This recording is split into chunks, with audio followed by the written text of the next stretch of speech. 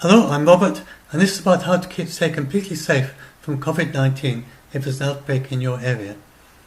And you don't need to do it if there isn't one in your area, but it's good to get into the habit and it helps protect you from flu. And then once they start saying, oh, you should be doing this, then you're all ready to go.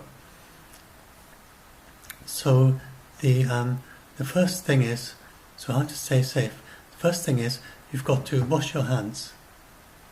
And this is so effective, these three measures, that the 13 international WHO experts, and they went to China and they've been all the way around all the worst areas and right up to the doors of people clinics and talking to people and talking to residents in Wuhan and going to the airports and the markets and things. Then they come away again and say quite confidently, so Bruce Aylward said to a press conference, why aren't you wearing a mask? I wouldn't be here if I was a contact. I'm not a contact.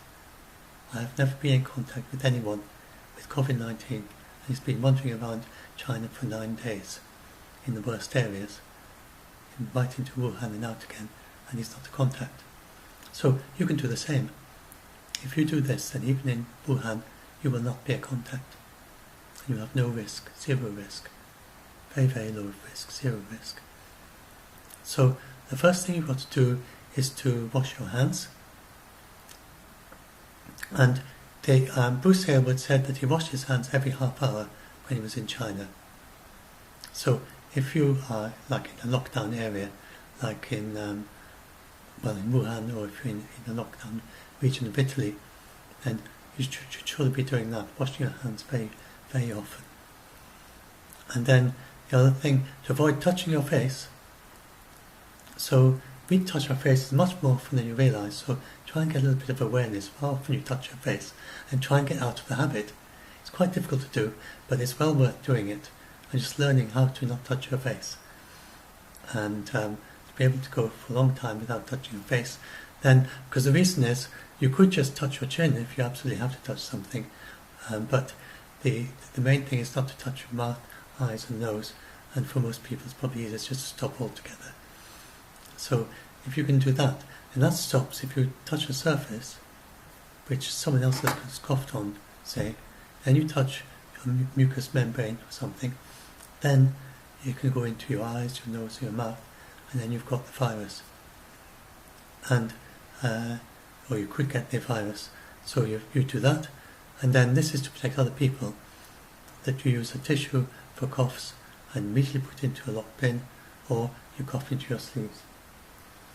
And then the final thing you should do is to keep a distance from other people, especially, so if it's an area that's got an outbreak, you'll be doing that with everyone, and all the people you're meeting during the day. And but it's quite a good habit to kind of get into in preparation. So instead of shaking hands, instead of the Italian double kissing that they do and so on, then what people are doing now, well, you may have seen them doing these elbow bumps and touching their toes and so on, but Dr. Tedros, the Director General of the WHO, says even that is going very close to people, and that what you should actually do, what he does, is just one suggestion. He puts his hand on his heart. So that's one way of greeting people, friendly greeting with someone else. So just go like that when you meet them, and they do the same. So, or you can make up your own kind of greetings, but that's the safest way of all. That's the most distancing way. And if someone does insist on holding your hands, then just don't touch your face after that, and then wash your hands before you touch your face. And so those are the things you need to do. And obviously keep a distance for anyone who's coughing and sneezing. The thing is, coughing, sneezing and talking as well, singing, then it expels little droplets out into the air, especially the cough or sneeze, but they only spread about 1 metre to 2 metres. 2 metres away is safe, and some people say 1 metre. Now, and then the other thing to do, you wash your hands, especially after you've been to the toilet, before eating a meal. These are obvious things most people know anyway from hygiene. And then before, while, during and after cooking. And then obviously if you come in when you've been out and around in public places. And then disinfecting surfaces that you're working with. And if we all did that, then nobody would need to do anything else. The fires would just stop. It's that powerful. So it's all, something that we can do all together. So we all have to be involved in it. If it's just the government and telling people to be contained and tracing and so on, then that can take it so far. But then if you've got people who just don't report in for 2 weeks before after they've had symptoms, then that's just not going to work. Especially when they start taking paracetamol or something to reduce their fever, and then they go around and they see lots of people. So it's got to, the people have to be involved as well. And if everyone is doing this washing hands thing, then that will stop it. We could literally stop this in 14 days.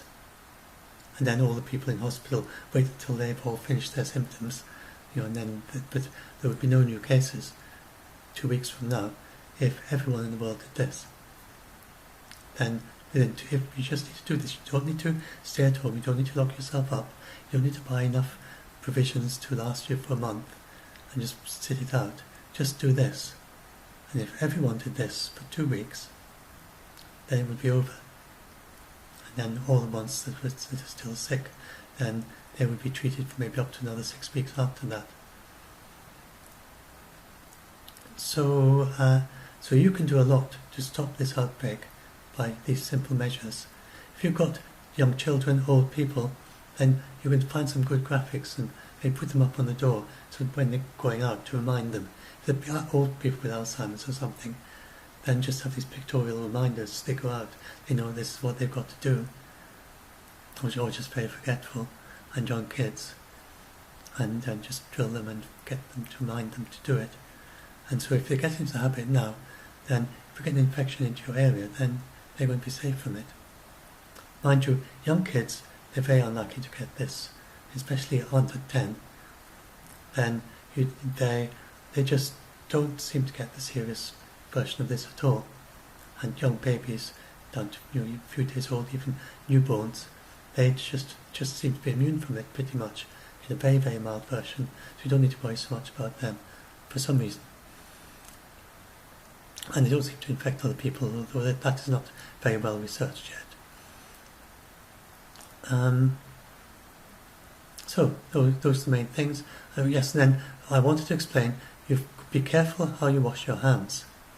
So we tend to think, you just go, oh, I could wash my hands, that's it done, off you go. You've got to wash your hands very thoroughly. And there's a little video that I'll put in the description, and if I show there how you've got to wash your hands, is this the bit? So, go. Think again. So you've got to take the soap and lather to get a good lather. You've got to clean the backs of your hands.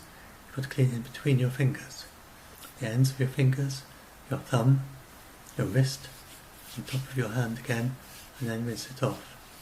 So you've got to remember to do, and then turn off, if you're in a public place, turn it off with the tissue to prevent cross-contamination as well. And so that's what you've got to do. So between the fingers, the back, the front, the wrist, the top again, tips of the fingers, the nails, clean, you wash around the nails. And that's what you should be doing. So, so do that, wash your hands very carefully, frequently, and then do these things, and you won't get it. Simple as that. And then and don't worry if they say that there's a case in your area. Then don't worry, because anyone who's got it, they've been quarantined. And if it's announced they've been quarantined, then all their contacts will be self-isolating. If you've not been told that you've got to self-isolate, then you're not in contact. And so you just don't need to it doesn't add to your risk of the ones in your area. And we can stop this. South Korea have stopped it. China have stopped. South Korea are on the point, in the process of stopping this, and so are China. And China is very close to stopping it outside of Hubei. Very few cases now. In fact, most cases in China are now coming from outside China back in. So anyway, I talked about that yesterday, and you might know, not yesterday, earlier today, previous video. That's enough. I just want to keep this short, 10 minutes should do. So just to reassure all of you, we know how to stop this. We know how to prevent ourselves from getting it, and the people be careful. And this is how you do it. It's very simple instructions. I will put this in the video description. And it's quite, I explained before, it's quite hard to get. It's not like flu. It's really quite hard to get. People flown back all the way from Wuhan to Europe or somewhere, or Canada, sitting next to someone who's infected, they don't get it. And you don't get just sitting in a bus with someone or something, or sitting in a bus stop. And that is why they have been so successful in using the contact tracing. You need prolonged contact inside, probably inside a building with someone for quite a while. And even then, in a family situation, then typically only 1 in 10 of the family contacts actually get it from being in the same family, same household as someone else who's got it. So it's not that easy to get it. Even though sometimes one person will infect 20 others because of some difference in their habits. They may be much more sociable, maybe they're more huggy kissy, or maybe they're just got loads and loads of friends, or maybe just something in the way that they breathe. You know, they're shedding the virus a lot. So some people, it's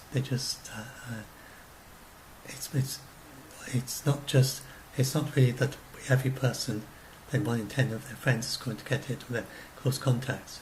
Some people then maybe go to 20, and other people, and many others, nobody is infected at all. But it is not easy to get, and if you just follow this advice, then you can stop yourself from getting it. So don't worry too much if someone in a bus coughs on you and you couldn't do anything about it. It's exceedingly unlikely that that's done anything. You maybe get the flu, but not this. Anyway, so that's my video to help you. I'm sure there've been loads and loads of these, but just adding my little bit to, just for anyone who hasn't got the message yet. I'm sure most of you have already. Do join our Facebook group on Doomsday Debunked, and if you need reassuring or to reassure other people, and especially also if you're good at fact checking and reliable sources, and then presenting it in ways that other people can understand easily. Also, if you're good at working with autistic people, an awful lot of our members are autistic. Anyway,